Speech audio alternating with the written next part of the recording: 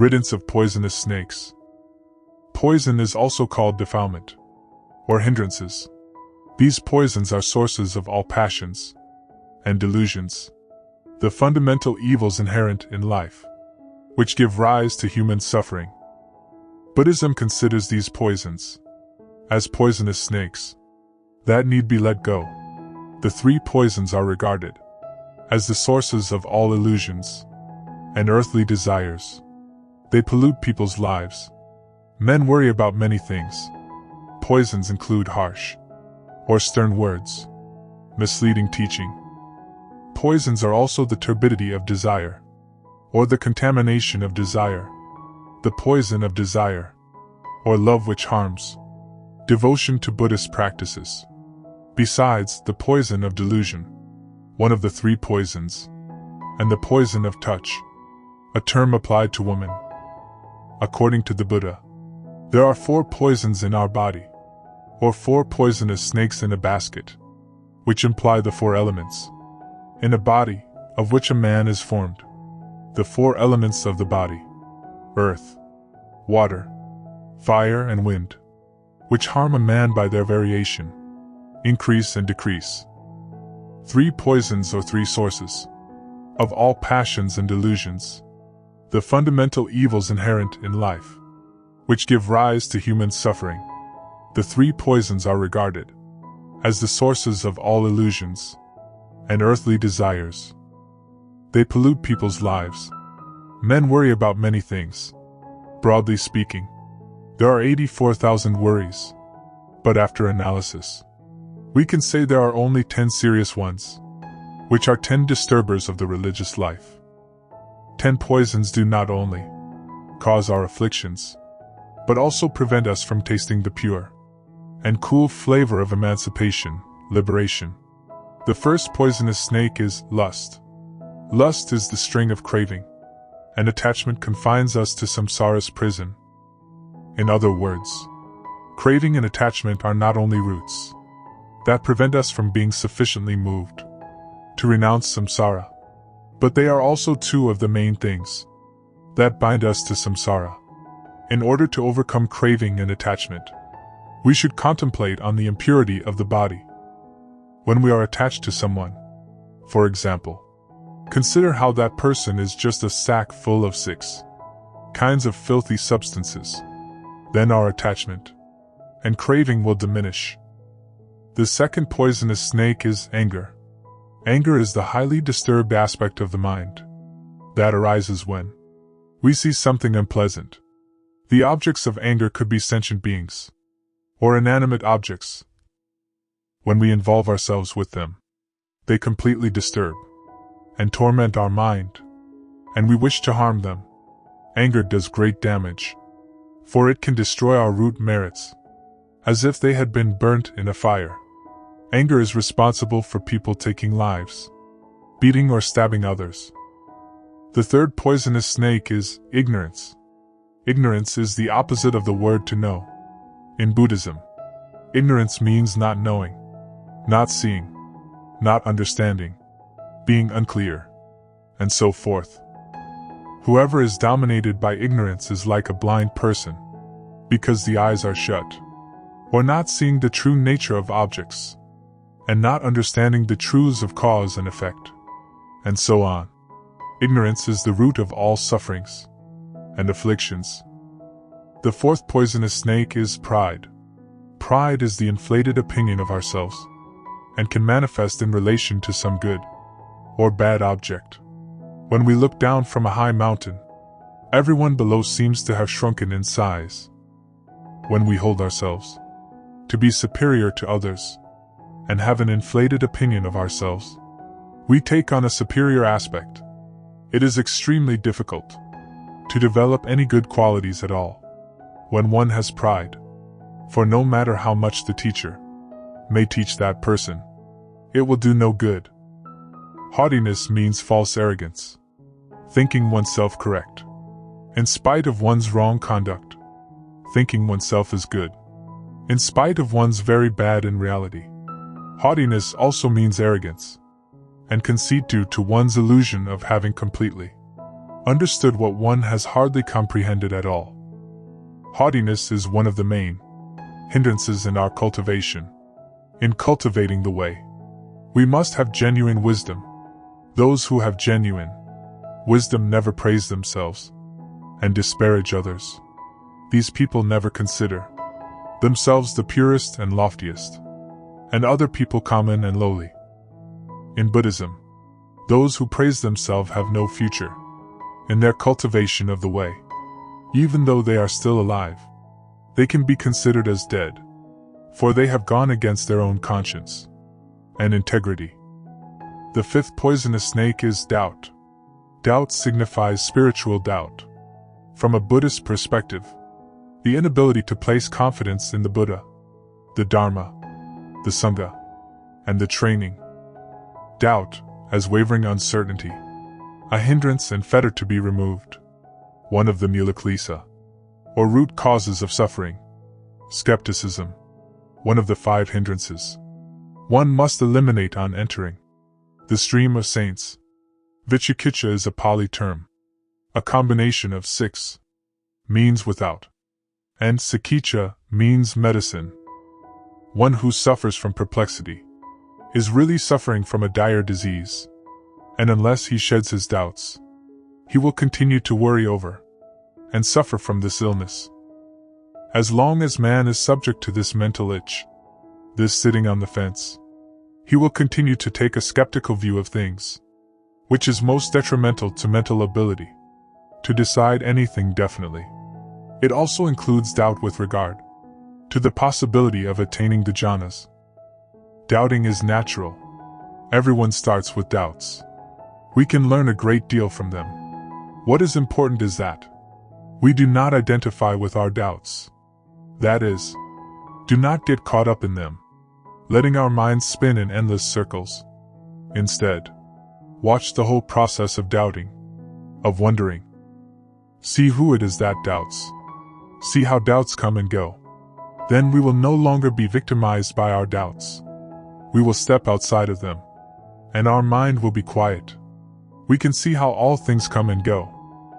Let go of our doubts and simply watch. This is how to end doubting. The 6th poisonous snake is wrong views. According to Buddhism, perverted, wrong views are views that do not accept the law of cause and effect, not consistent with the Dharma, one of the 5 heterodox opinions and 10 evils. This view arises from a misconception of the real characteristic of existence. There were at least 62 heretical views of the externalist, or non-Buddhist views in the Buddha's time. Buddhism emphasizes on theory of causation. Understanding the theory of causation means to solve most of the question of the causes of sufferings and afflictions. Not understanding, or refuse of understanding of the theory of causation, means a kind of wrong view in Buddhism.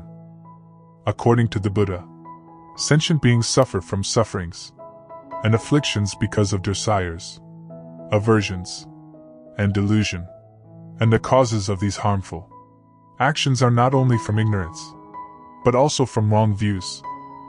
Wrong views also means holding to the view of total annihilation, or the view that death ends life, or world extinction and the end of causation, in contrast with the view that body and soul are eternal, both views being heterodox.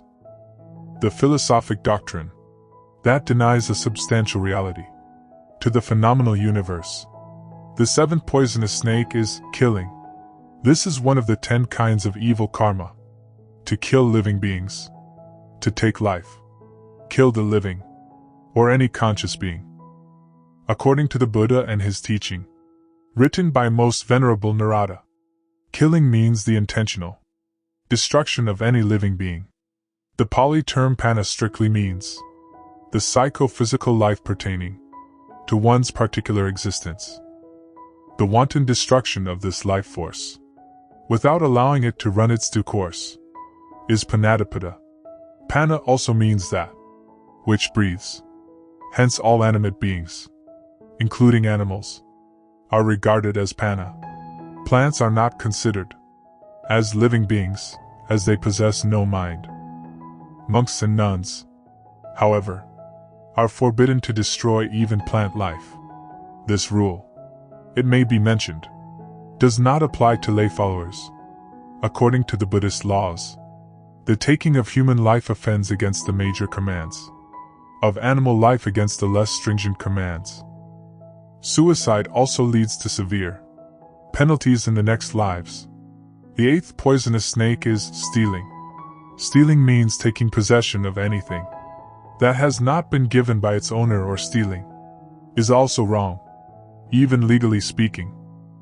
Stealing, one of the 4 grave prohibitions, or sins in Buddhism. Stealing is taking what isn't given to us. It includes not paying taxes or fees that are due, borrowing things and not returning them, and taking things from our workplace for our own personal use. A bhiksu or bhikshuni who steals or violates the property of another, whether the property is privately or publicly owned, breaks the second of the 4 degradation offenses. He or she is no longer worthy to remain a bhiksu or bhikshuni, and cannot participate in the activities of the order of bhiksus or order of bhikshunis. The 9th poisonous snake is sexual intercourse. This is the 3rd commandment of the 5 basic commandments for lay people, and the 3rd precept of the 10 major precepts for monks and nuns. In the Brahma Net Sutra, monks or nuns who commit this offense will be expelled from the order forever. A bhiksu or bhikshuni who has sexual intercourse with another person, whether a female or male, and whether that person has given consent or not, breaks the first of the 4 degradation offenses. He or she is no longer worthy to remain a bhiksu or bhikshuni and cannot participate in the activities of the bhiksu or bhikshuni sangha. A bhiksu who, when motivated by sexual desire, tells a woman or a man that it would be a good thing for her or him to have sexual relations with him, commits a sangha restoration offense. A bhikshuni who is intent upon having sexual relations with someone, whether male or female, breaks one of the 8 degradation offenses. She is no longer worthy to remain a bhikshuni, and cannot participate in the activities of the order of bhikshunis. Through word or gesture arouses sexual desire in that person, breaks the 7th of the 8 degradation offenses. Says to that person that she is willing to offer him or her sexual relations, breaks the degradation offenses. The 10th poisonous snake is lying. Lying means verbally saying or indicating through a nod or a shrug something we know isn't true. However, telling the truth should be tempered and compassion. For instance, it isn't wise to tell the truth to a murderer about a potential victim's whereabouts, if this would cause the latter's death. According to the Dharmapada Sutra, the Buddha taught, "The speaker of untruth goes down. Also he who denies what he has done. Both sinned against truth. After death they go together to hells." Besides, there are 4 elements, which are compared as the 4 poisonous snakes. 4 great elements include earth, or solid matter, water element, fire element, and air element. These are 4 elements that are interrelated and inseparable. However, one element may preponderate over another. They constantly change, not remaining the same even for 2 consecutive moments. According to Buddhism, matter endures only for 17 thought moments, while scientists tell us that matter endures only for October 27th of a second. No matter what we say, a human body is temporary. It is created artificially through the accumulation of the 4 elements. Once death arrives, the body deteriorates to return to the soil. Water-based substances will gradually dry up and return to the great water. The element of fire is lost, and the body becomes cold, and the great wind no longer works within the body. At that time, the spirit must follow the karma each person has created, while living to change lives, and be reincarnated into the 6 realms, altering image, exchange body, in the source of births and deaths. In short, the four elements of his physical body were the dragons breathing fire and trying to seize sentient beings. The parable of a man who fled from the two bewildering forms of life and death and climbed down a rope of life into the well of impermanence, where two mice, night and day, gnawed the rattan rope. On the four sides of four snakes sought to poison him. The four elements of his physical body were the dragons breathing fire and trying to seize him.